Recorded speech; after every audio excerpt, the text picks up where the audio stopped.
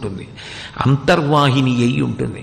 అటువంటి అంతర్వాహిని అయినటువంటి సరస్వతీదేవి యొక్క అనుగ్రహము యశస్సుకి కారణం కావాలి. యశస్సు అంటే కీర్తి.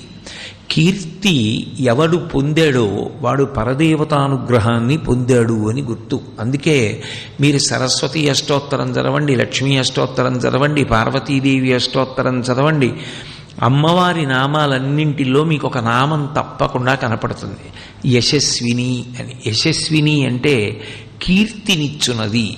కీర్తి ఒక రాత్రికి రాత్రి వచ్చేది కాదు.